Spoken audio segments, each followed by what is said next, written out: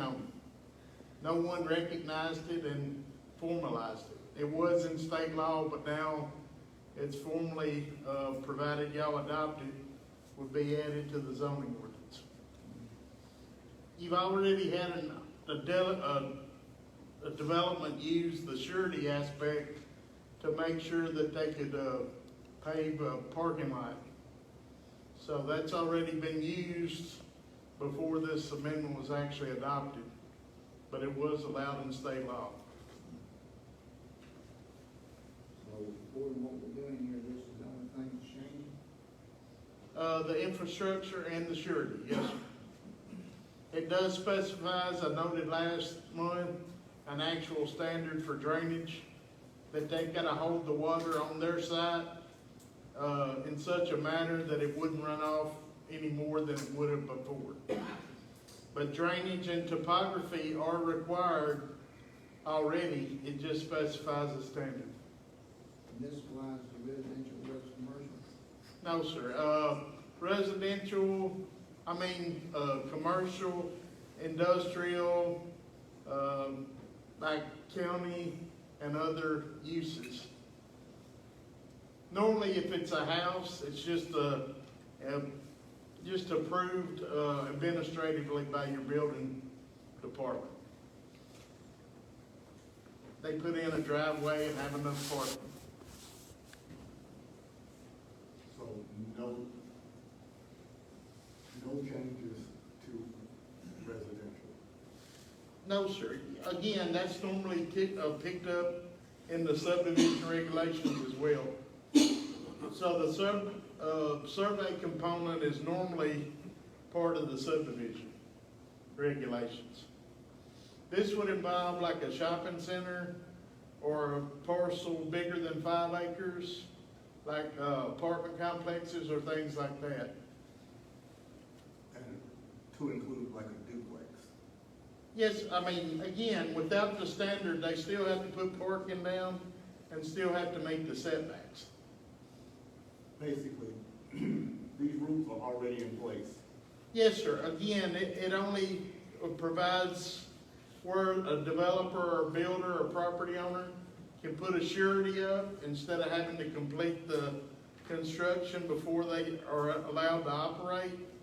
And it also puts a standard about the distance for fire hydrants. They gotta have sewer, they gotta have water, things of that nature.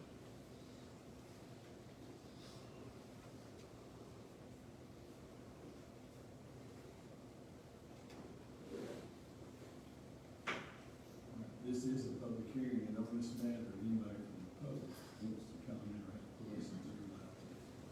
On this item. Anybody else in the board have any questions?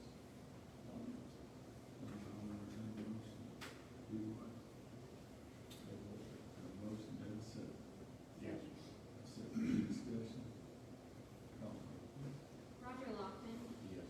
Tim Rhodes, No. Jenny White, Gordon Wildridge, No. Gabe Williams, Yes. Sandra Wood, Yes. Brad Ellis. Yes. Motion passes 4-3. All right, 7.15, discuss and approve first reading of ordinance amending text of zoning ordinance, Lexington, Tennessee, to amend chapter 8, amendment section 11-1303, public hearing on proposed amendments. Chris, got any comments on this one? No, sir. I believe that was discussed and read last month. I'll answer any questions. This is first reading, so.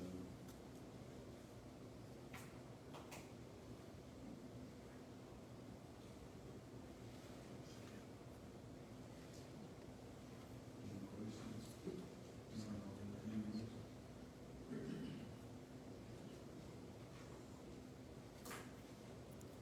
Oh, here, I'm sorry. I was thinking it was the B1 rezoning. This is actually something that state law requires. They changed the public hearing requirement from 15 days to at least 21 days. And that's what this is about? Yes, sir. This is state law, so again, just to be consistent, and so once someone administering your zoning ordinance they would know what the standard is under state law. Questions on anything else? So moved. Okay, have a second. All right, any discussion? Call roll, please. Tim Rhodes, No. Jimmy White, No. Gordon Mulder, No. Gabe Williams, Yes. Sandra Wood, Yes. Brad Ellis, Yes. Roger Lofton. Yes. Chris, I appreciate it, safe travel. Yes, sir. Okay. All right, let's go to 7.1, discuss further liquor license, MJ Liquor and Wine. Mr. Patel, still reading from, for the podium. I understand that you were the, you mentioned your brother's name, didn't you? Oh, my brother? Yes. Keith? Keith. All right, Keith's not here tonight, and this is his brother. One thing, we tried to get hold of Keith Friday and today, and couldn't get hold of him because there was a question about if they own the property. So, he's here tonight, we've talked to him, had a discussion. I'll let you explain to the board where you are at in this property. So I'll submit everything for me, and that, as my brother explained to me, as per the law, I need a certificate of compliance to get the legal license and get ownership of that. So without ownership and getting license, we can't sell the liquor. First of all, we need a occupant's certificate of occupancy. But they have to show, and correct them on line, that they do own the property, is that correct? Yes, or, an enforceable lease. Is this where, John, Yes. I guess I'm gonna refer to. So it's not moving? It's, yeah, just changing the, So you want to, it was under, it was got his license before you came? so it right now is under the joint license. Right. Yeah. So for ownership, we need the occupancy, and then we can get our name on under the. But Jimmy, they have to own the property. Yeah. So, right. Yeah, what's your opinion?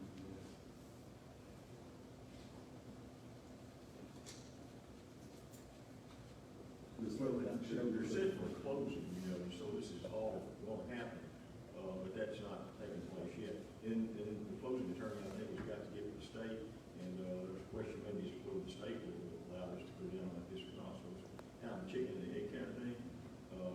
I don't know, the board wants to issue some kind of letter of intent that on the transfer of the property and recording of the deed, that will authorize code to issue the license. I mean, that's one way to do it, that way you can vote on it now, not have to come back, or you can wait till all this goes down, but they've got to have some kind of letter of intent from the city to be able to close. If they will get a license. So you're gonna own it or get a lease on it? Yeah. You have a closing date set and there's a timeline? There's a closing date, I don't know what it is, but there is a closing date. If they can't close, if they get something from us saying we will issue the license. It'll just take them longer to be able to sell it after they close. If we don't do it now, somehow they'll have to wait another, so you'll be on it for a month or two or longer before they can. Can't be issued until ownership is able to be proved. There you go. I think logically what you said first would make sense to me. If you feel good about that, we can state, on proof of closing. That's moving on down the road, I think. And that'll speed him up to being able to sell sooner. And I assume when you close, the old license will expire, because that probably will happen Yes. automatically. They can sell under that license today, but once they get ownership, that license will no longer. That's right. Short. So you can't extend it, I guess that would be another question. You don't think you can extend it in? I don't think so. I'll make a motion to approve based on the first recommendation that we said, that we basically giving a subject to closing clause in there.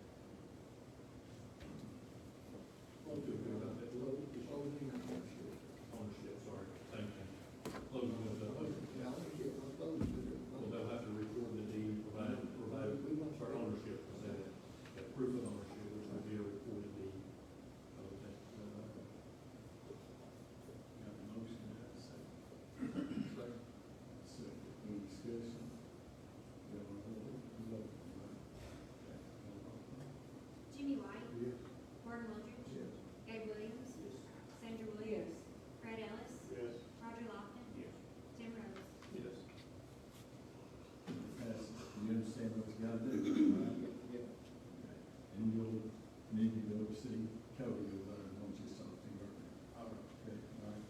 Tell your brother to be sure that when he calls to answer the call. Yeah, we got it. He tried him Friday and today before we get him to us. Yeah, he just told me. Okay. So then make sure he calls, okay? All right, thank you. Thank you. Yes, I can go. Yeah, you can go. All right, thank you. Okay, Casey, we'll make your way to item 7.2, discuss parks, capital lighting, presentation, Musco, how you pronounce that? Musco. Musco. That's close enough. So I got, let's go, we go look at the Gabby Amos and the soccer fields to give us a price on redoing the lights and electricity and things like that. You got the details and, Mr. Jimmy Jumper is here to present and answer any questions that you have.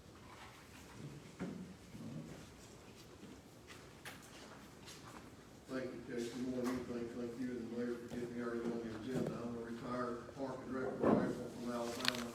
Been to a lot of council meetings and I understand they get a little long, so I appreciate you getting me in early. I appreciate what you and council and employees do with the city of Lexington. A lot of people don't understand the time and effort and the sacrifices that we have to make to provide quality services, so I appreciate that. Mayor, I do have some kind of updated packets I'm gonna pass out. I've got 8 of them here. Just, it's got some information in there that you probably didn't have before, but, I'll let you get those. I've got some items here that I'm gonna keep, but I'll get it out after we need it after this back. First of all, let me back up. As I said, my name is Jimmy Jumper. I retired from the state of Alabama as a recreational professional, so been around athletics a lot, and then I've been with Lusco for about 18, almost 19 years working on the lighting side of things. So been around a lot of facilities where my job is to kind of educate you as to what the standards, recommendations are, and provide you some guidance to help you make a decision to upgrade your facilities that will help you come up with a long-term solution.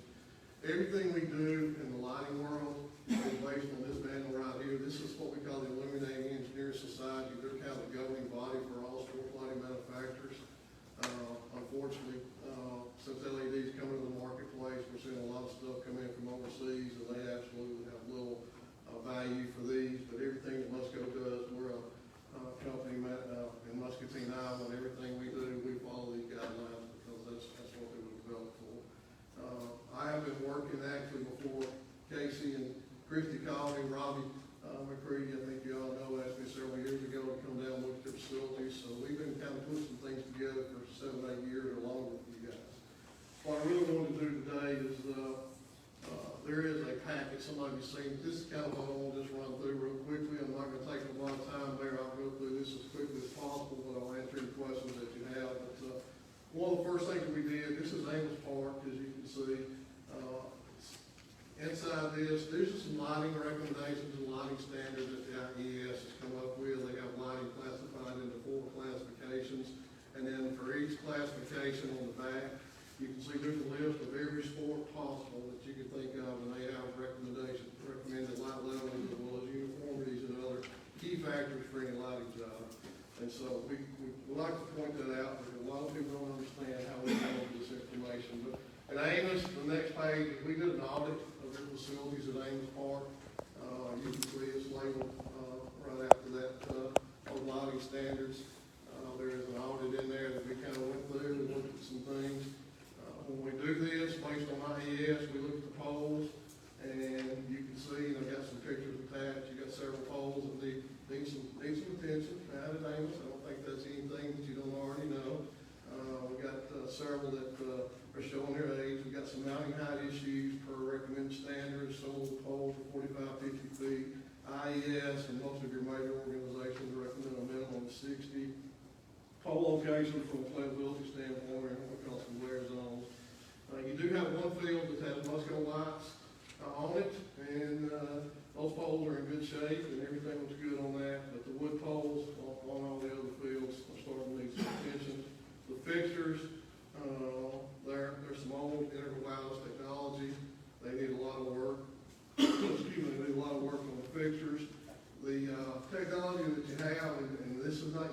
Lexington, every city just about in the country going through this. Up until about 5 years ago, everything was metal halide technology. Now the Department of Energy, the federal government has passed legislation, everything's to transition over to LED. So the metal halide technology, excuse me, that you've got now has been discontinued. I don't know of a single manufacturer anywhere that still makes metal halide. You can still get some parts and pieces for repair. Lamps have become extremely hard to find. The metal halide lamps used to be in the neighborhood of $40 to $45. Now distributors are selling for close to $100, and the cost has doubled on, as you can see. The ballast have doubled in price as well. So long term, it's obviously time to start putting the plan in place to think about transitioning to LED. It's not just sports lighting. I think we all know it's interior lighting, it's street lighting, it's traffic lights. Everything's transitioning over to LED. I'm not gonna go through the pictures. You see them. You see those pictures for yourself. You got a lot of the pictures have severe outgassing. The winds covered completely cloudy. We're getting very little light onto the field, and then light levels are obviously very low and not per recommended standards. But a lot of that said, I don't want to go too fast. I'm trying to be quick and appreciate you spend your time. Casey and Christie asked me to put some budget numbers together to do some upgrades at Amos as well. We did the same thing at your soccer fields. We did an audit there as well. Your poles are in good shape because they're concrete. Your electrical's much better there. You got some real electrical issues at Amos we need to help you address. But at soccer fields, we're much better off there. But, Casey and Christie asked me to put some budget numbers together. You have those budget numbers, I know, in your packet. And these are turnkey budget numbers that we put together.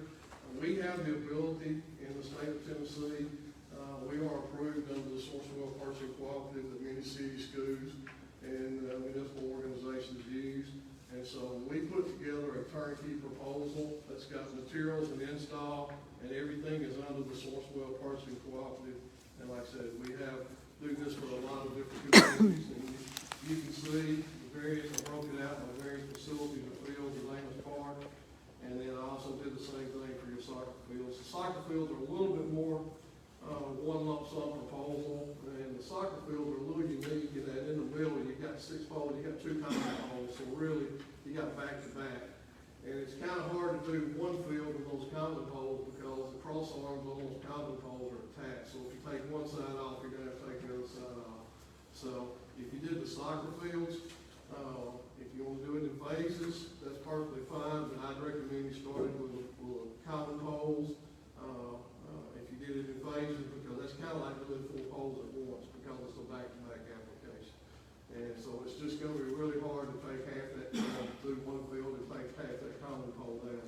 But I'll go through, I can go through the quotes. You see them, you've had time to look at them, I'm sure, and break it out. As far as Musco, we're the leader in sports lighting. We've been around for almost 50 years. We're located in Muscatine, Iowa. As I said, we manufacture everything that we do. We probably do across the country. We probably do 80-85% of sports lighting in the state of Tennessee. We probably do 80 to 90% of it. We do just about. That's all we do is sports lighting. We work with schools and cities and universities, just like you guys do today.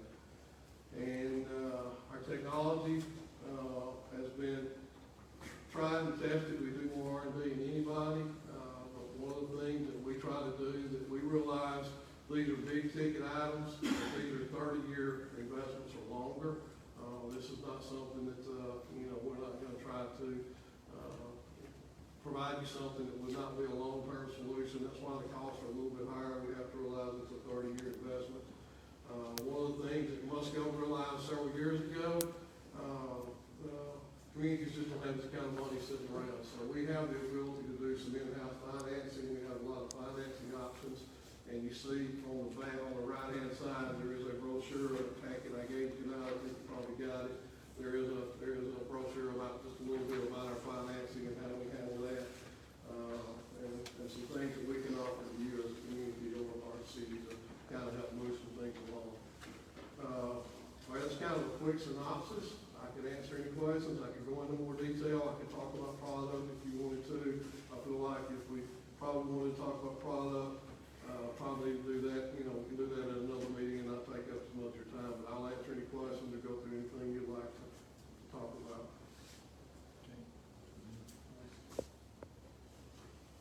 So what I know we talked about not too long ago, about replacing light, I guess bulbs in a lot of these with fixtures, so this would be all new bulbs, everything would be This is all new poles, all new fixtures, all new lamps, and also clean up your electrical. You got some real electrical issues that need to be addressed. You got fields that have multiple transformers on, and we're bringing in one new transformer, clean that up, getting everything on one, and we'll do like 3 fields on the softball field under one transformer, getting those cleaned up. You've got some fields have some direct romance. It's not in conduit, it's just buried, and you got, and I don't want to say this in a negative way, but you got some things that are safety issues that we need to help you guys address, is what we need to do. And I think you can see from the picture from a couple of poles, you got a couple of poles that are really, really in bad shape. And I'm not a structural engineer. I've been to a lot of seminars and classes over the last 18 years with Musco, and even when I was in Casey and Christie's position over there, talking about facilities and stuff. Not a structural engineer, but some of the poles and electrical controls, it's certainly time to look at coming up with a plan to update.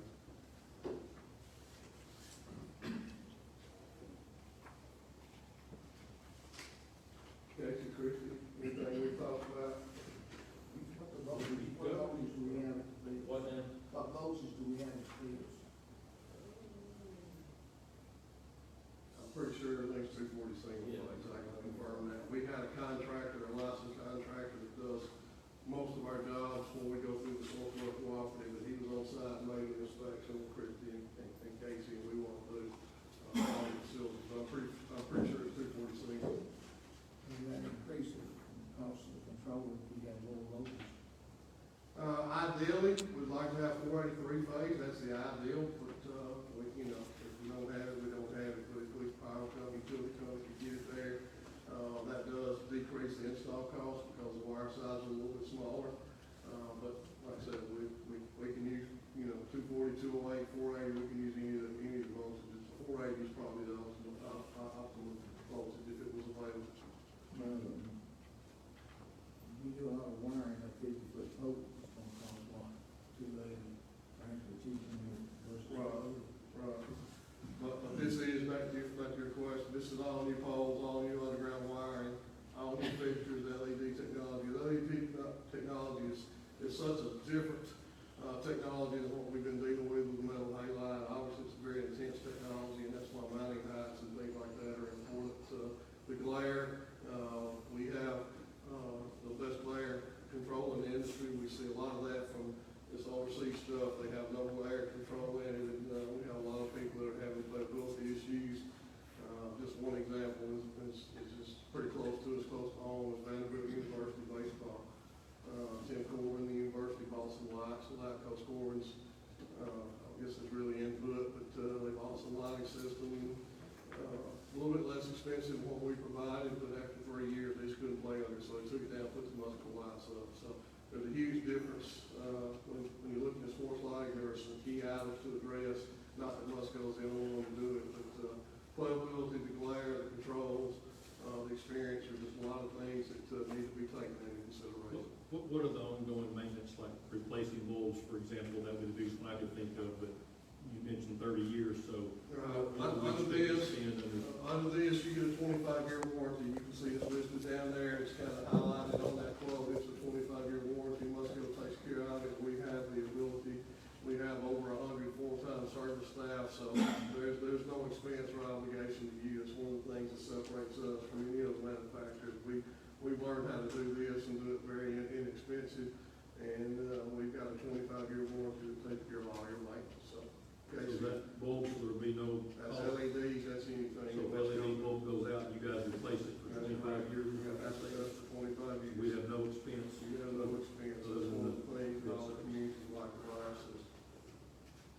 That is correct. We have a 25-year. Okay, now I'll ask this, I mean, we have replaced replaced some bulbs over the years. I don't think it's been that many, but we're gonna replace bulbs that we've already replaced. I mean, if they do all this. We replaced about, I don't know, a whole 100 at least last year, and then just rented the lift, it cost $2,500 last week. Yeah.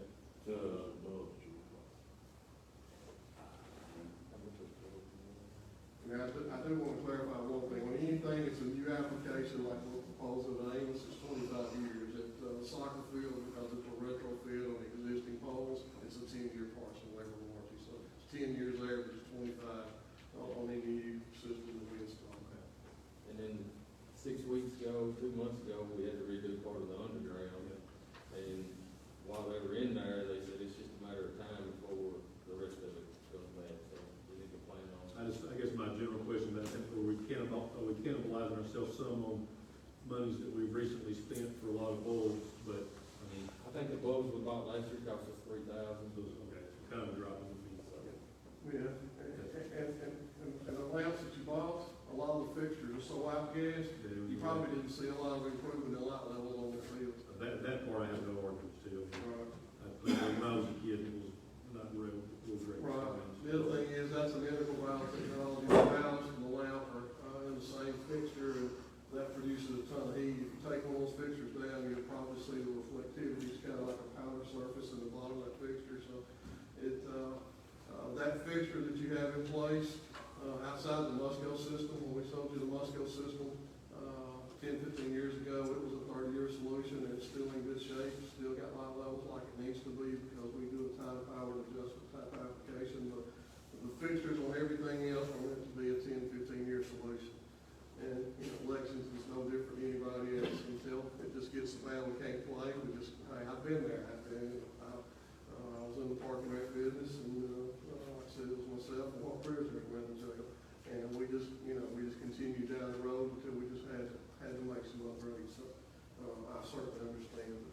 We keep coming to weed eater, we're gonna cut that one down. You're gonna cut that one down, absolutely. I'm just curious, I'll ask this, so you've been doing this with other communities, you mentioned finance, so why would there be a need for your finance? So we can, getting money's not a hard thing. Paying it back's the hard part. If you can do it, it's better that you do it, but we understand a lot of communities don't have finances, so we make that away. When a lot of communities, can pay for buy the material, but can't afford the install. And, a lot of places, I know you're fortunate here to have a utility department that works with. I was in Muscle Shoals, and our utility department used to do all of our install and maintenance, but they got so busy with residential and commercial that they had to pull off and didn't do that.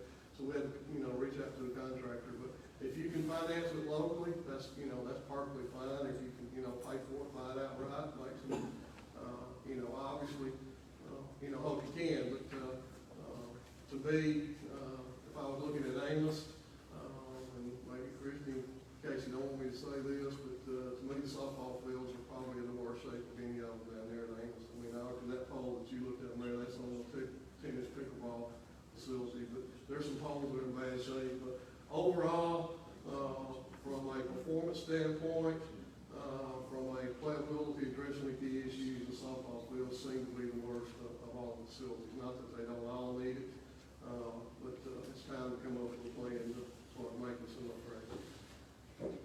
So, about 1.85 million total to the blue tax. Well, it's about a half million, about 1.6, somewhere around in there. 1.69 plus 10% tax. Tax is already included. We've got tax in there as a, So this is not correct, so. it's not correct, that, Are not included? they are included, they have to be included under the source well cooperative, so they are included. So that's a typo, sales tax is included. I can help you out there. So 1.69. Yeah, somewhere in that neighborhood. Do you know of any directions with any grants available? I really don't. There used to be community grants, TVA used to have some on the Energy Right program. But just about all the grants are gone. There is one grant that's available out there under the U.S. Soccer Foundation. And, the thing about U.S. Soccer, the good thing about U.S. Soccer, they award quarterly. And, that's the good thing. The bad news about U.S. Soccer typically, we see the most that anybody gets is in the $25,000-$30,000 range. So I mean, still $25,000-$30,000, but still $25,000-$30,000. They take their pot of money and they run it to 10 communities just to award one or two big grants. But there's just, unfortunately, there's just not a lot of grant money out there right now. So the light cost versus the two, you know, the 480 lights versus the 220 lights, is it higher or cheaper or what? And this LED, you're gonna So see. they're not on the same voltage everybody, right? Right. There's a power source, there's a inverter you have that you have on your drive, right? Right. And the wires less. Right, with LED, you're gonna see energy maintenance costs go down for a couple of reasons. One, we have a 1,500 watt LED fixture, and those are 1,500 watt fixtures that you got up there right now. Those 1,500 watt fixtures that you got up right now, those are GE fixtures. Some of them may be Hubble, but most of them are GE. They have a lumen output of like 119,000 lumens. Our LED fixture is gonna be it's got about 182,000 lumen output, so we can use fewer fixtures, and the energy demand is smaller, so you should see some pretty significant reduction in energy costs. And again, the key to that is just hours of operation. If we did a football field, they may play 10 home games, and 4 hours a night, 40, 50 hours a year, you're not gonna see a lot of deals. But baseball, soccer fields, hours of usage are gonna be pretty high. We see in a lot of these park and rec facilities, 600-700 hours are not, unattainable in these athletic companies. You know, if you were our new football shooter, I did not. Don't know anything about it. Didn't know you had any lights on the football field, so. you propose the concrete pole in? No, we got a concrete base on the galvanized steel pole like you got at Amos on the baseball field. That is our standard pole application. We've gone away from the concrete poles. The concrete poles have gone up in cost. But two, you gotta have a crane to set those, lift those, unload them, set them, stand them up. With ours, we've gone to a concrete base, and most of you contractors can handle that and set that concrete base, and the steel pole is a lot lighter. Most of the times it's around 2,500, so the crane size is not as big. A lot of contractors have their own equipment that can handle that, and so the install cost has gone down tremendously with the must-go application.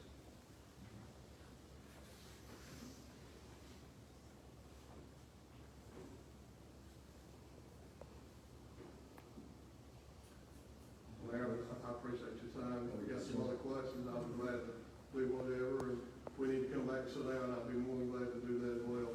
I won't be conscious of your time. Jason, you got anything else to add? All operated off of a laptop? With the controls, we got the ability to let them download an app, and they can download it, they control the lights from their phone.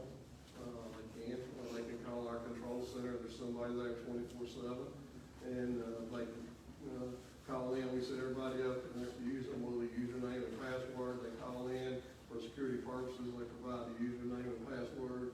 Once they do that, they say, how can I help you? If you want to do it by phone, you say, I'd like to say field 1, and cut the lights on to 6, and go off at 10, or there will be an app that they can download on their phone, and they can control the lights from their phone. And that's part of it, not an option. No, that is part of, that's standard for us under our controls. And the show light, is that an option or part of it? Show light is an option, that is not included, but you have seen what's happened, guys, is since we started doing some professional stadiums and, Division I colleges, in Alabama, I cover all of Alabama, a third of Tennessee, Alabama and Auburn were two of the first ones. As soon as they got it, all the high schools thought they had to have it. AUT's got it, Vandy's got it, Memphis has got it. They got it at the FedEx Forum, and so we get a ton of calls from, particularly high schools. Some parking recs have it. They don't, not as many parking recs, but if you have like a championship field, we're doing a project in Northport, Alabama right now. They've got a new complex. They've got a championship baseball, championship softball. They're putting, what we call well courses on it. But that is an option that's available if you wanted to look at doing something like that. Just a show light package is probably a $15,000-$20,000 ad. But once Tennessee got it, we've had a ton of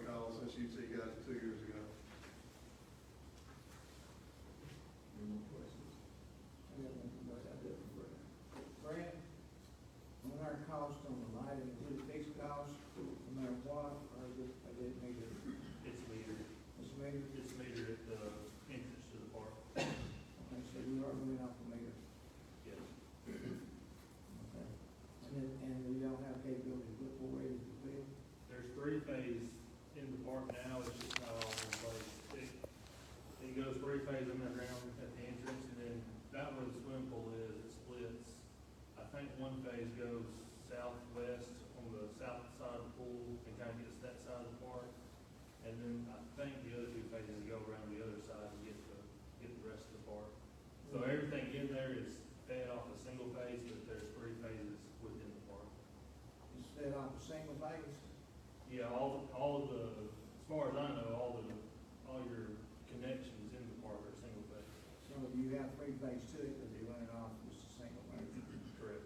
Yeah, and not everywhere in the park has three phase right there. It comes into the park full three phase, and then it splits and goes different directions. But is it 483 phase or two? Well, the high voltage is 12,470. So you But you can make your connections So to you these. can transform it to whatever you want? Yeah, we put the transformer, make the connections to these 277. For those of us who are not electrically inclined, maybe a little bit more something like that.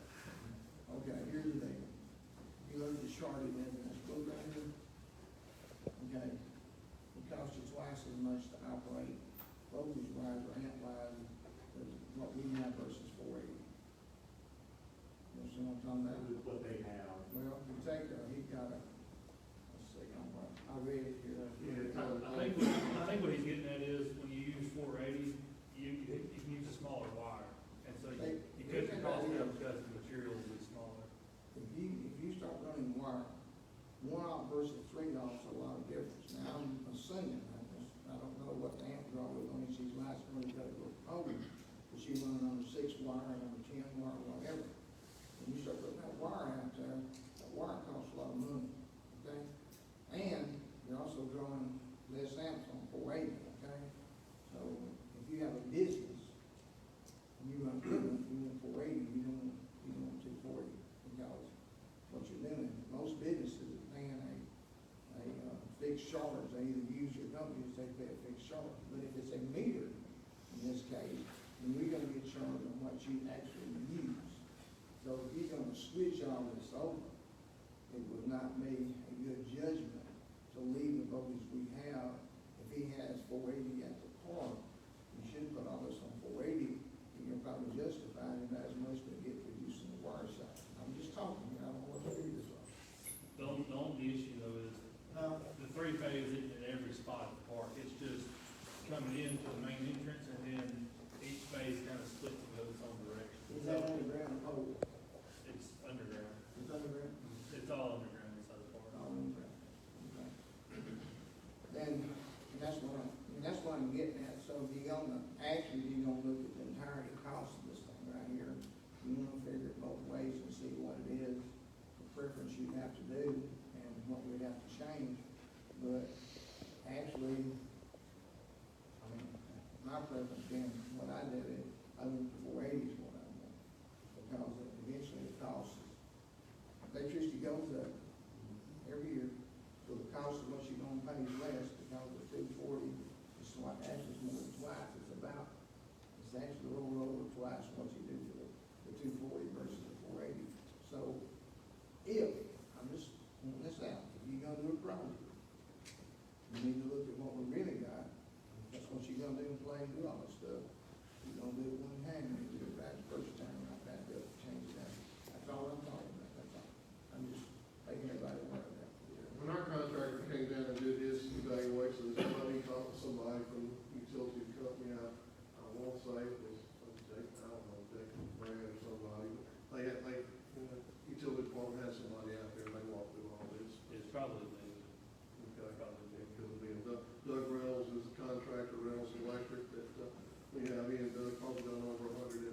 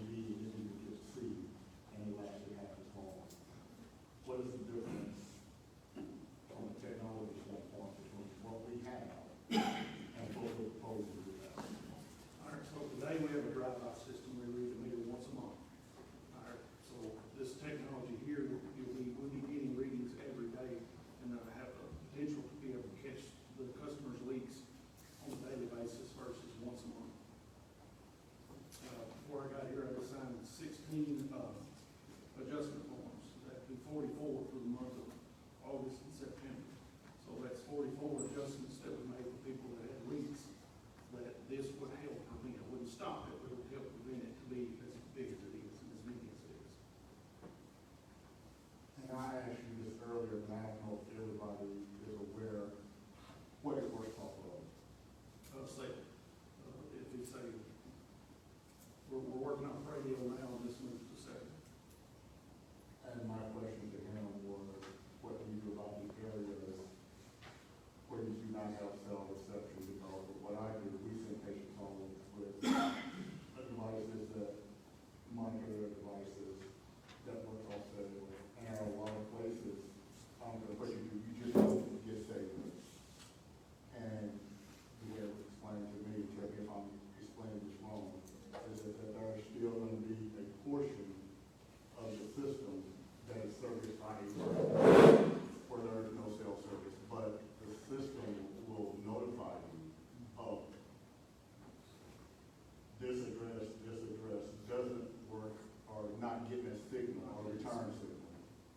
And so you only have to go to versus 1,000, maybe a small percentage. Would our Wi-Fi not help that in the future? Is there a lot of cell can work off of? This is basically, so either radio communication or cell communication. As far as SCADA systems and stuff, we can start using some of this, but the rest is specific. I mean, they have an extra out into catching Wi-Fi from other people. I'm sorry for that, I hadn't thought of that. So what percent then of our customer base are we saying we have to manually monitor? Well, if you go off of what the Numbers, salesman not says, now, again, they were like losing 98% that would, but, I mean, we know where we live, we know where we got signal, we don't. So you're looking at anybody around the park area. I mean, so with the broke down customer count, I don't have, but you know areas where it doesn't. We would hope in time the cell service would be Would improved. potentially improve, but I mean, you're still never, I mean, even today with what the system we have ones that don't communicate, we have to send people out and change them. I mean, today with what we have, that's never going away. There's going to be leaves on the trees, there's. But 10% would be high. I mean, I would say, yeah. Like I said, they said 98%, but I would be more in the 90%, I would guess. So come winter time, instead of driving around, you would be able to be proactive versus reactive. That's correct. With me. Like I said, we vetted this with we went to visit several other towns, and, like I said, the 2 winter events we've had, they took care of it in 3 days, because they were actually going to addresses and turning meters off, not just driving around, hoping we see water pouring down the road. Plus, I would add this, the time I've been on the board, cost, the money to customers is a big deal, but the loss of actual water, which is our resource, is as a big a deal, if not more, it's important, because we just can't, I mean, when you're losing an unknown amount of water, which we probably all heard that, but I have stuff on the board, even back to Hartford today, about questioning how much water we're losing, we really don't know, so this really probably would help us. It would help in that, because like I said, right now, we've got a customer that's using water, they have a leak, like I said, we don't know it till a month or 2 into it when we see the bill rate change. Like I said, with this technology, we'll be getting that input. I mean, we're not gonna catch them all day one or the minute it If starts. something not metered, a leak that's not metered, we won't catch you. Underground leaks in the middle of the system, we're not gonna know. But there again, this gives us the ability and technology to start putting in those zone metering, what we call, where you can meter parts of the system. Yeah, if And- a bunch of meters in one area are always Right. having issues, then that probably would be a sign to check that. And would the customer, you and I talked about this, I asked this, would they not be able themselves with this particular That has the technology? potential, yes. That they can go in and they can check their water usage themselves, if they've got a house full of 5 people, they can say, hey, we're using too much water, we need to cut back, or they would know if they had a leak and that type of thing. That's a good thing.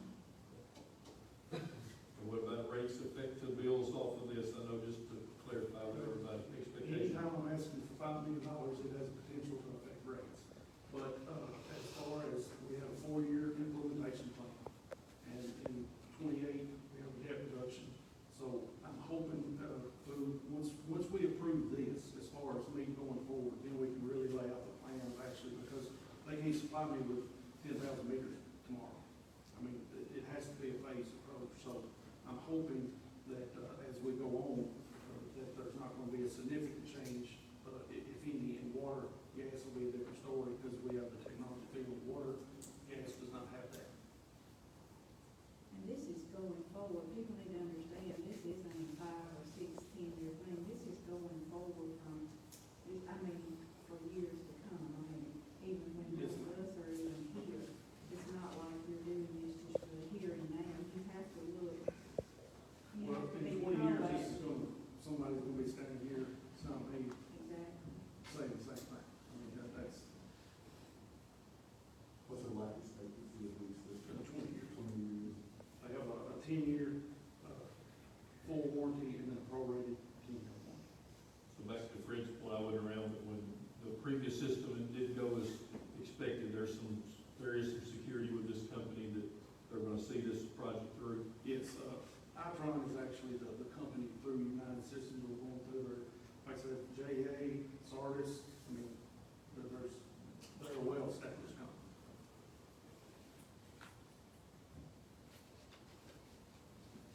Any more questions? Take a motion anyway. Make a motion. Have a motion, have a second. Have a second. Any discussion? Yeah, I just have one more question. And one thing that I asked when I spoke to you today is communication with the public through this process, because it's a lot of money. It has the potential to increase the bill slightly. And my ask is that it's well communicated to everybody, and also this is part of where the technology fee, the $2 fee is going. And that's my ask, to alleviate a lot of the questions that the board would get. Put out good information. You'll never make everybody happy, or even most of them, but if you put the information out there, explaining, working with the newspaper, it will be appreciated. I certainly everybody would understand what's happening, because like last winter, we're done, the water was gone, you know, I had busted pipes, everybody had busted pipes. You know, if I hadn't been there, this has been going on. I've lived in places that's been in effect for years and years. It's a nice thing. You know, you leave because they come out of the house, you know. Can I ask you something? This thing have a chance to have all of the debt cut off? If you said you run so many gallons a month and if it goes above that, it'll shut itself off? Yes. No, so they do have automated meters that do turn on and off, but that adds to the cost.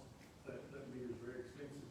And, like I said, I don't see a great value in it as far as, from our standpoint.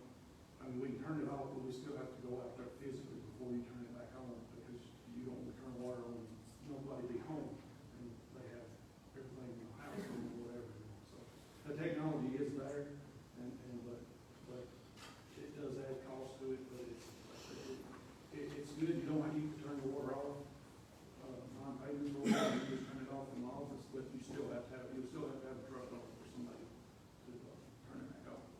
Does, piggybacking on what he said, does this same company offer those that have the automated turn on? Is there an option that if I wanted to pay the difference between what it costs and that? We haven't really thought about that, but I don't see why there wouldn't be an option.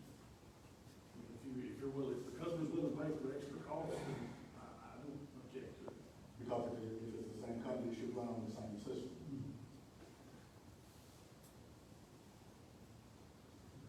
Take all those. Call the roll. Gabe Williams. Sandra Woods. Yes. Fred Ellis. Yes.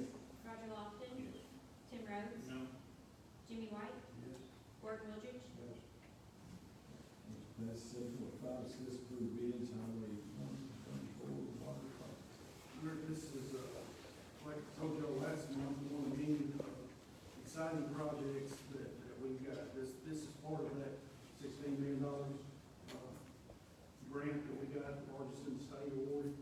And this ties us into Scotts Hill, that 114. It's roughly 10,000 feet of 8-inch water line. Marbury Construction was the only bidder on this project at $811,974.85. And we recommend awarding them the bid. Questions? Do you have any options? You don't fix it, what happens? We won't pick up a large water customer, and just try to see. Can we supply them? Can we supply them? Yes.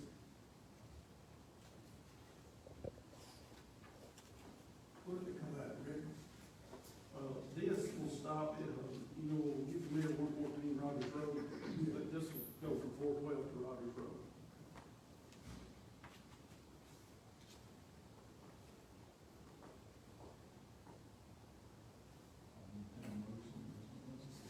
But you do recommend it.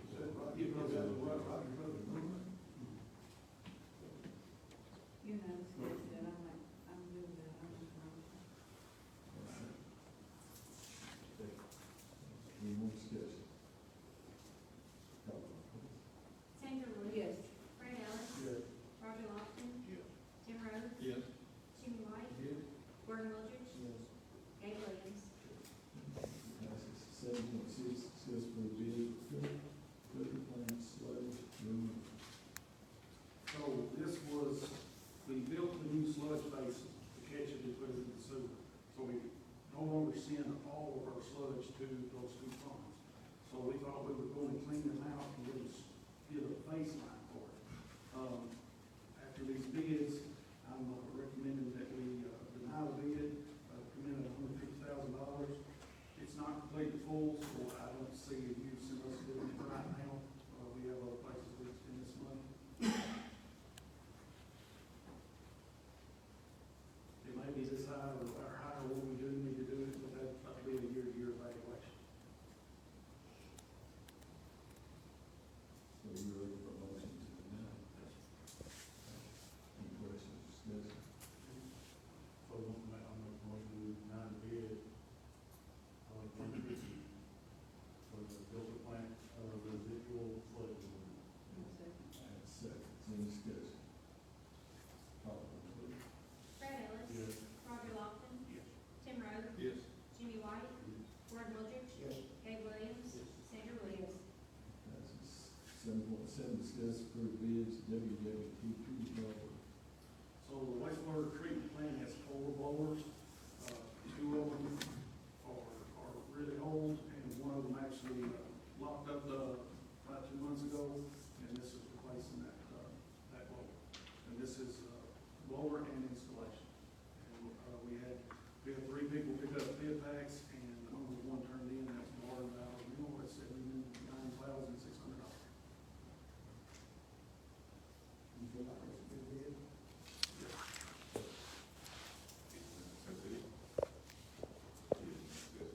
Yes, it is in necessity. Any motion, second, any discussion? Call the roll, please. Roger Lofton. Yes. Tim Rhodes. Yes. Jimmy White. Gordon Wilkins. Yes. Gabe Williams. Yes. Sandra Woods. Fred Ellis. Yes. Passes. 7.8, discuss for bids, region water. All right, this is also part of the regionalization grant that we awarded of $6 million. This is just the tank portion, we have the water line portion later, but this is just the tank portion for that. We have 3 contractors that bid, and Phoenix Tanks, the fabricator and the Rectors won the bid, and we recommend that bid for $3,463,289. $750,000. This is gonna be completed by the 2026. I'll make a motion. Second, any discussion? Call the roll, please. Tim Rhodes. Yes. Jimmy White. Gordon Wilkins. Yes. Gabe Williams. Yes. Sandra Woods. Fred Ellis. Roger Lofton. Yes.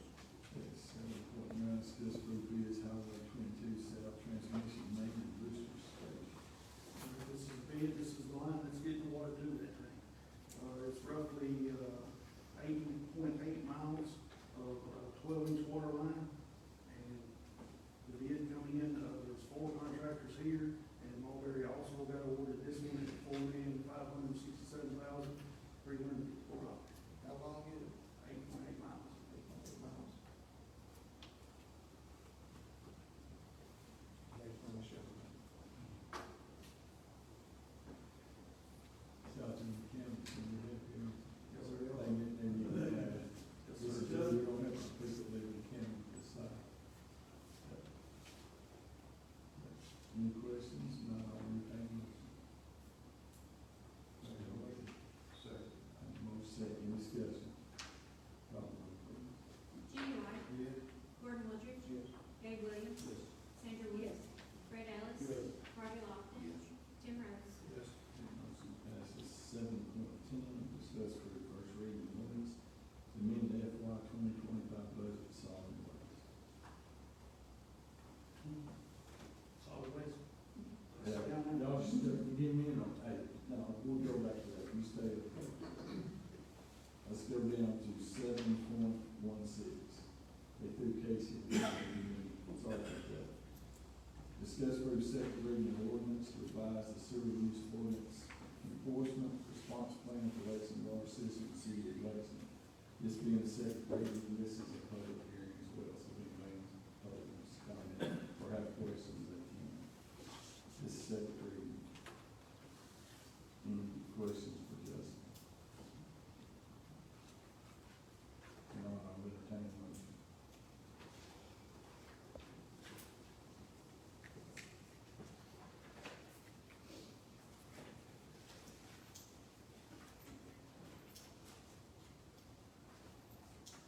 Let's go. Have a motion, have a second. Have a second. Any discussion? Call the roll, please. Gordon Woodridge. Yes. Gabe Williams. Yes. Sandra Woods. Fred Ellis. Yes. Roger Lofton. Yes. Tim Rhodes. Yes. Jimmy White. 7.17, discuss for opening LGIP account for the water plants. That more code you use, that, You don't have to refer him. This is just a separate water fund, to start putting some money in for depreciation purposes, anything we need, but to start putting in money, to keep it separate from the general budget, so that way we have, I have a way, and y'all have a way of keeping it. And it's a local government investment. any questions? No, I'll entertain a motion. Motion, that's a second. Do you have a second? Any discussion? Call the roll, please. Go ahead. Where would the money come from? Did I miss that one? Right now, there's nothing put in, that's where we'll start, and it's gonna come from the rates. How much do you want? Is there a certain percentage or a certain amount you want to save per year? I guess, how much do you want to get in there, and how are you gonna go about getting it in there? And still, As I said, depreciation is a big thing that we pay ourselves, and that's what I'm looking at, putting the depreciation funds that we go to that. where do they go now? Where do they go now? An LGIP account will be tied to one of the water fund's current checking accounts, and that's the only account that it can pull money from or deposit money into. I guess, like a lot of question, where does that money go now? It just goes back into the, General fund. We've already collected, Mhm. we just not put it there, we just want to put it here. The LGIP account will most times draw more interest than our checking account will. And it's not gonna affect your general fund. yeah, I mean, the money can move in and out as needed, it just draws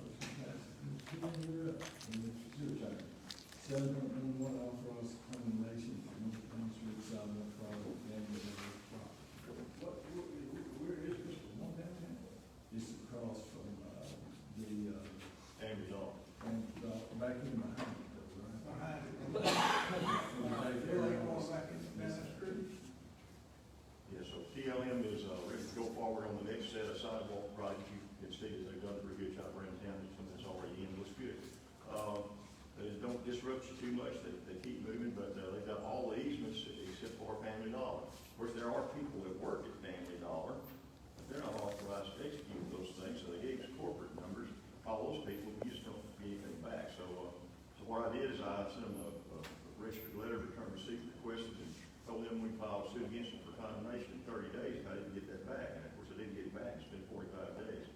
So I thought I better let the board know what's going on with that. I think I need a vote from the board to be able to file suit against them, but, you know, you don't have a lot of choice. It's one of those things you have to do. If you were them, would you care? Why would they not want that to happen? I guess they don't care, and they just That's what I mean, but if you owned it individually, it would not be a negative thing with that property, or that's It's my probably an improvement. I'm just trying to get acknowledgement. Yeah, ordinarily, when you condemn something, you've got to post the value of what the damage is to the property, but in this case, I think it's gonna raise the Yeah, it's just property value. not a big enough deal for anybody with them to. Yeah, just can't slow them up. No, somebody said to me the other day, nobody wants to work, and there's some of that going on, so. But I think I need to vote. I'll entertain a motion.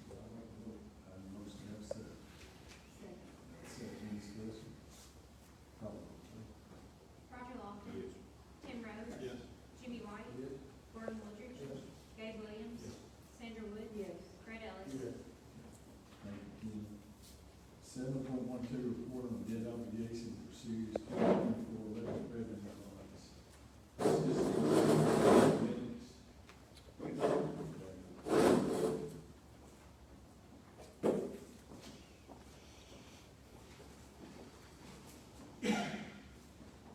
This doesn't require any action, but it's for the latest electric revenue bond sale. $12 million issued, per interest cost of 4.01%. And the debt schedule is laid out on pages 57 and 58.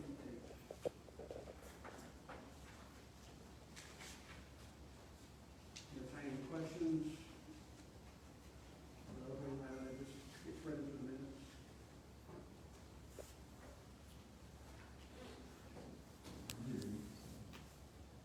Hey, and this will be all department heads in this next. 7.13, discuss for the first reading, ordinance amending title 4, chapter 2 of the Lexington Municipal Code relative to internal job posting and nepotism. I think this is in, did you please send them one today? Did everybody get it? You didn't get copies.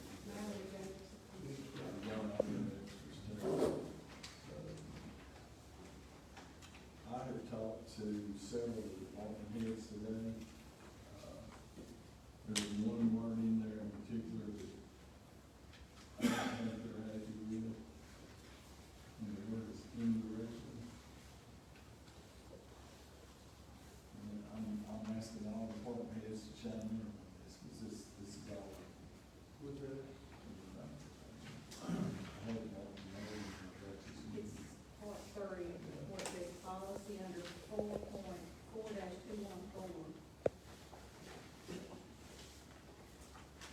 It's on page 5, top paragraph. You see it red, you see line up. That should have been ordered. Instead of R, they should put or.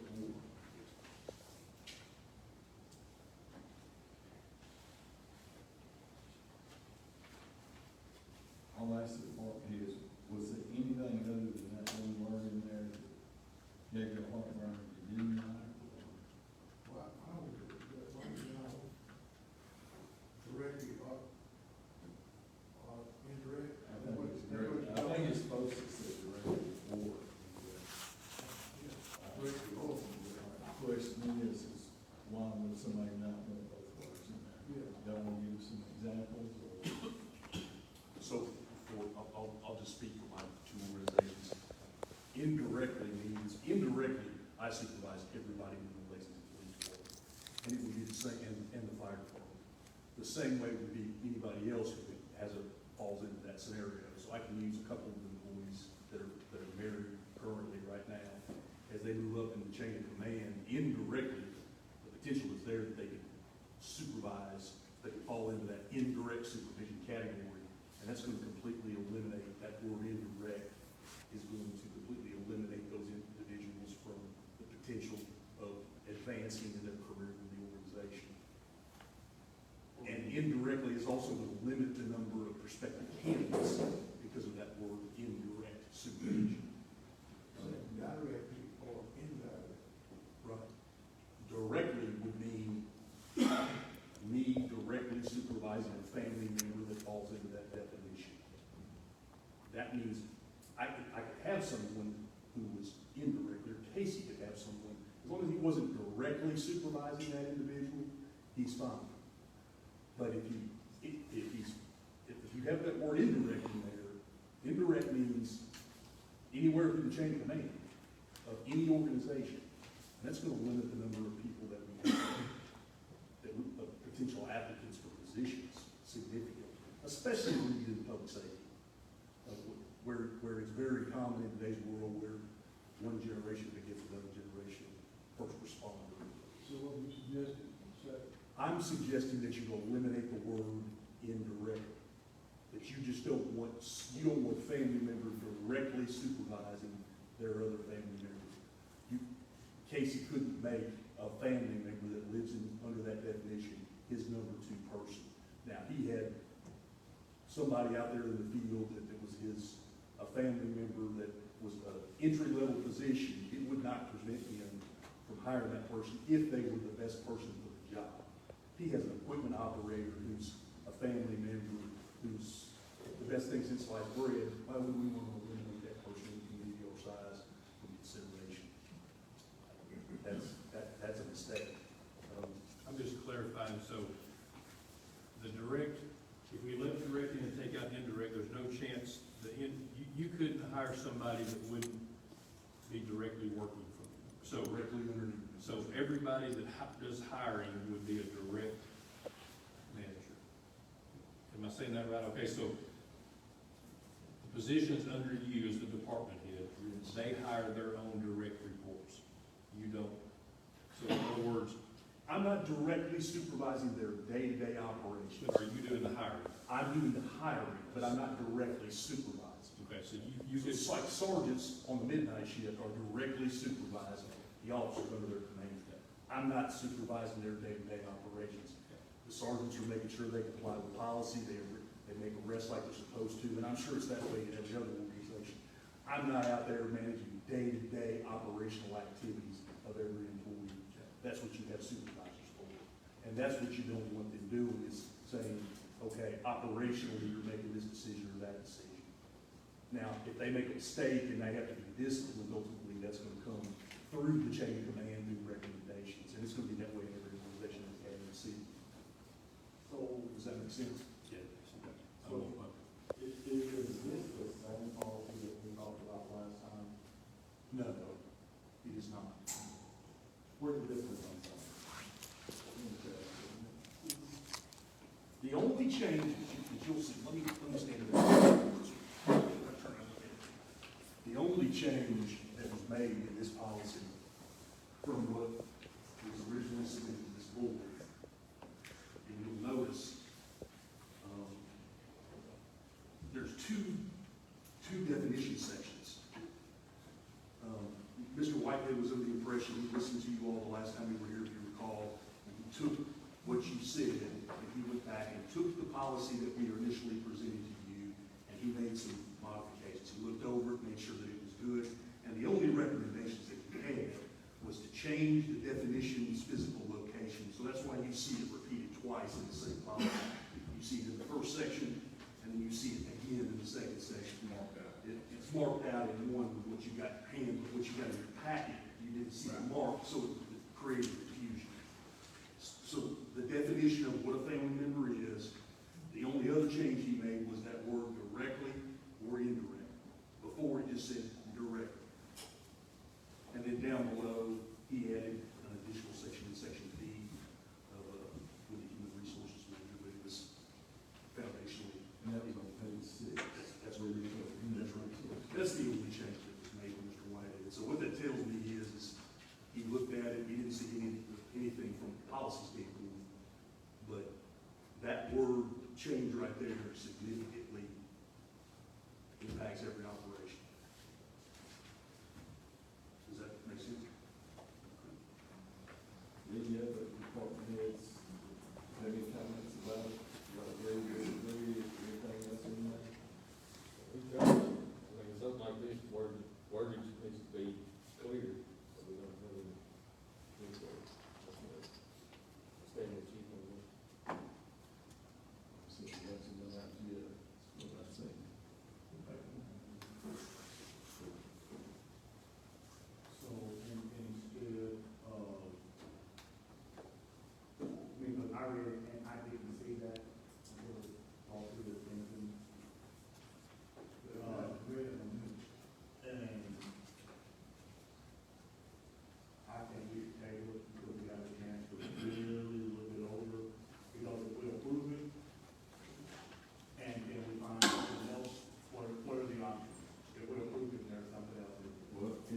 first reading, which means you'd have two, but I agree with you. Why not wait and make sure you got the way you want? I'd like for, me personally, would like what we do correct. Versus continually voting on it and making changes and voting on it. The difference is you said two changes, right? One's all they say, is that one word? Just taking indirect out. So you're saying from what you've read, this and Casey and other department is, you're perfectly content with this the way it is written, minus that one word? I answer, because we're already doing the other things that are laid out in this, in hiring sections. We have been doing. The only thing you're seeing changed in those and is the 14-day posting periods. And we've talked about that at length with each other, and we're perfectly content with that. And it seemed to be consistent with what we felt like the board was asking us to do. Everything else we're perfectly content with. But that particular element can make some of our positions, I mean, I had two linguistic here this weekend. Okay, so Who does this policy pertain to? the scope of this policy is outlaid out on the first page right there, is every department represented here. Yes. Yes, that's Is correct. everything in red something you change? Yes. What did he change on definition? That we had. Nothing, he just changed the location of it in the policy, yes. He just moved it None of from, the wording in there changed. no, that is straight out of TCA code. That definition straight out, the state's policy is straight out of TCA code. Didn't eliminate, or add. That's right, he didn't take away anything, he just moved its physical location within the text of your ordinance. And that's personal preference.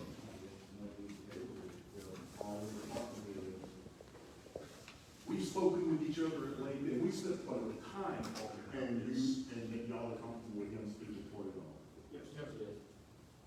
But under this definition here, where it's got in-laws, outlaws, foster child, stepchild, and all that, there's no limit, as in number of how many people can actually work within the city.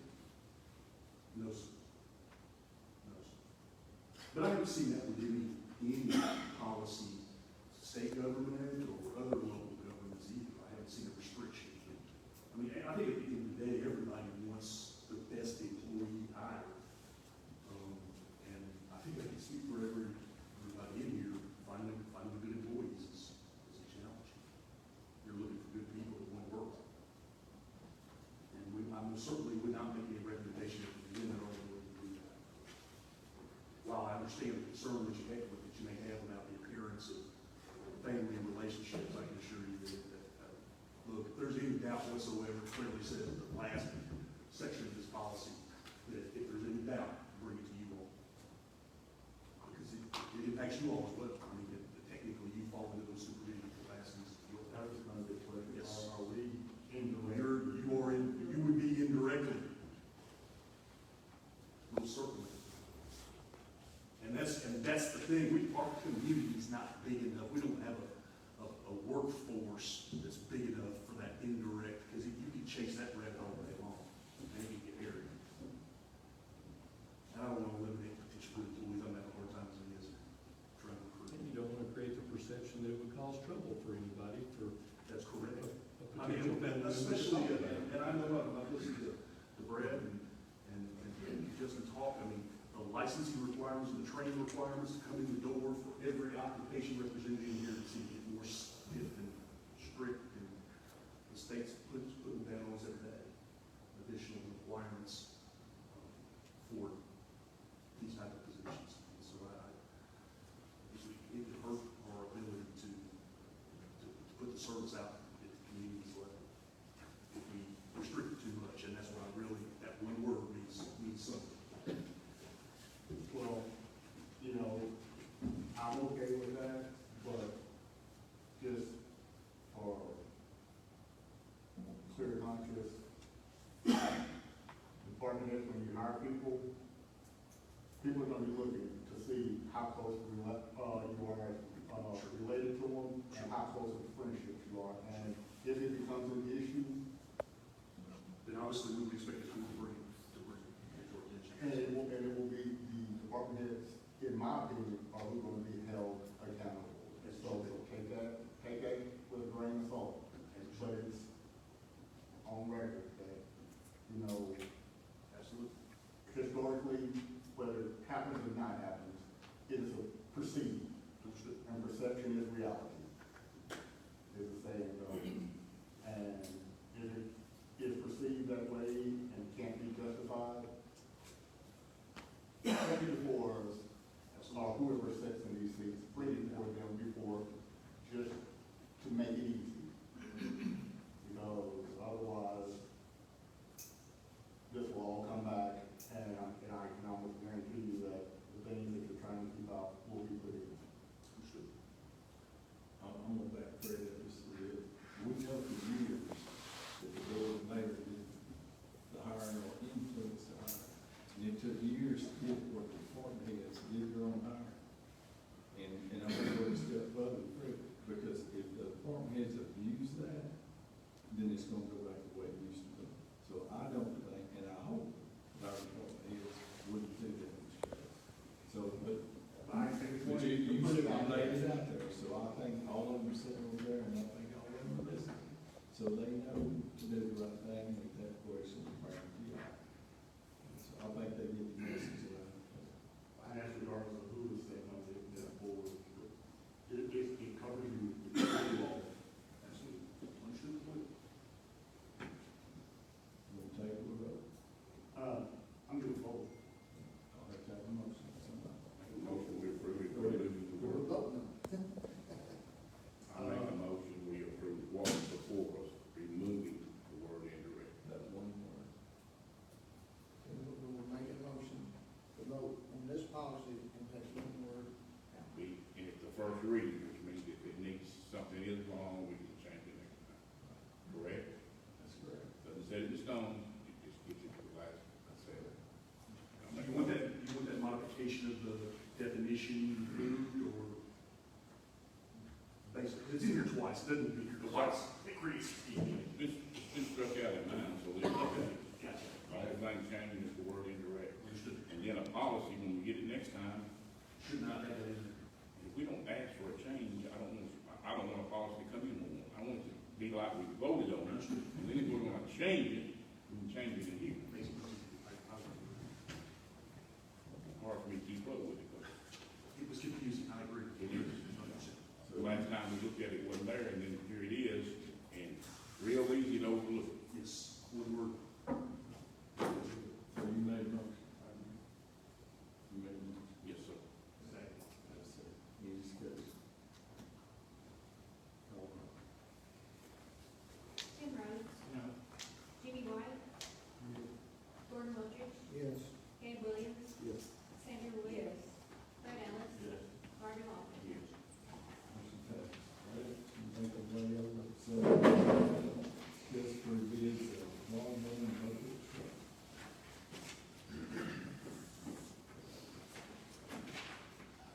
I'm asking for approval to purchase a bucket truck for the broadband division. We got a low bid of $186,797. It's a Altec with a 46-foot working height. It was the low bid, and also this is a grant eligible expense, so they say to reimburse us for this.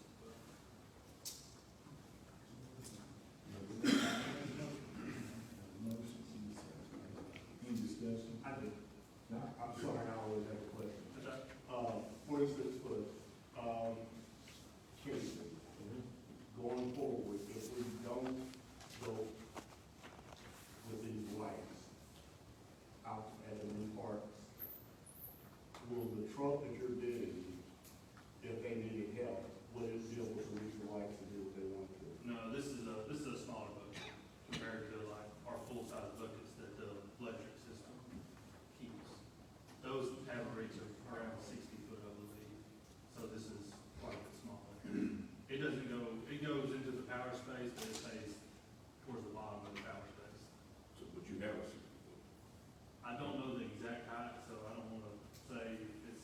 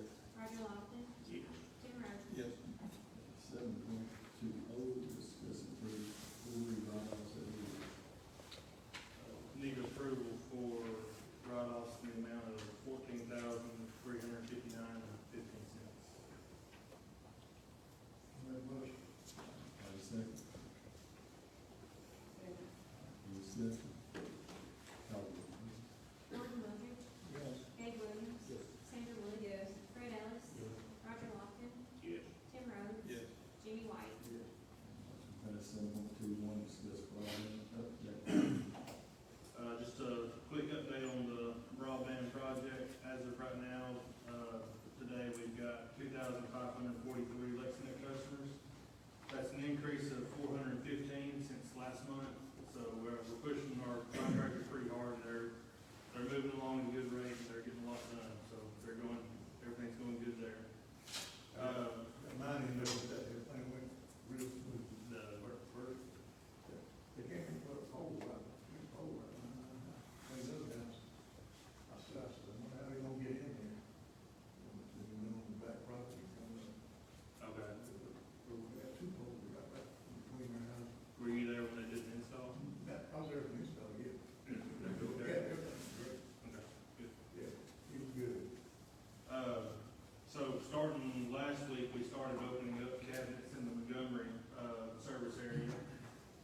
So we'll continue opening up in the Montgomery area. It's a large service area. It's got 71 cabinets. So we anticipate that it'll take about 4 months to get all the way through Montgomery. It just covers a large service area. It's part of Riggin, Sardis, Scottsdale, Bass Springs, South parts of the Decatur. So that's where we're gonna be starting here in the next several weeks anyways. Once Montgomery is completed, we'll move into South Parsons, and then after that, we'll go into Parsons, and then it'll be finished after that.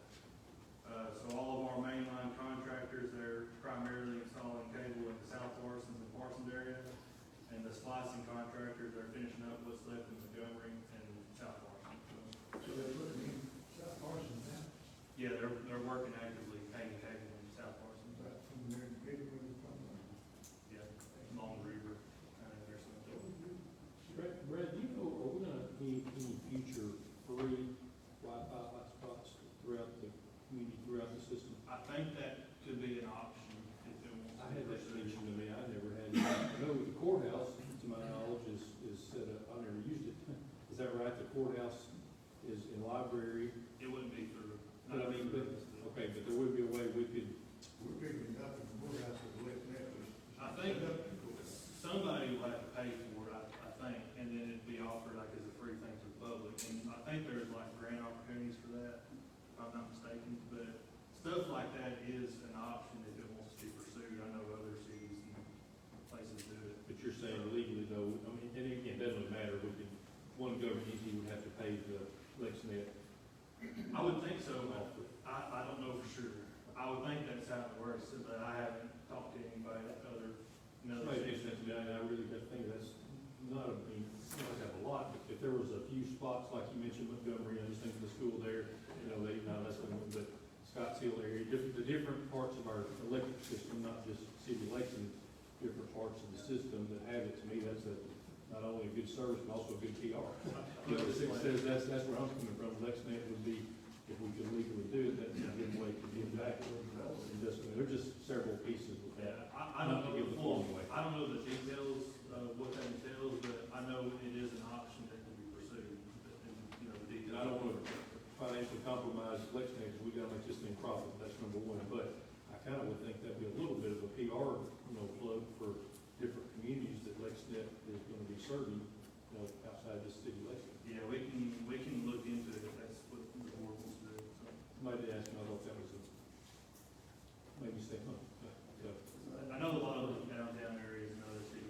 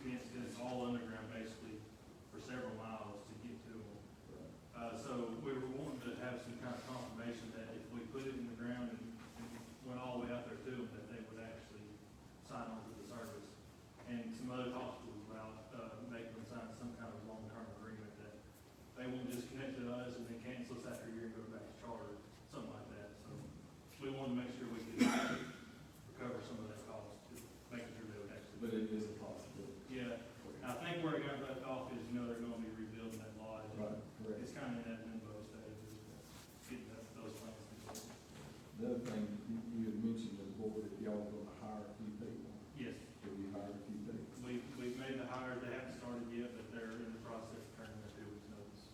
And those positions, again, was one on public relations, A CSR, CSO. they'll be, talking to the customers over the phone, stuff, covering the payments, all that kind of stuff, and then the other was still there. So they'll be doing drops, installs, and doing maintenance and that kind of stuff. So those people are hired. Y'all anticipate hiring anybody else anytime soon? Not in the immediate future, but in the next several months, probably so, but as the need gets there, we will.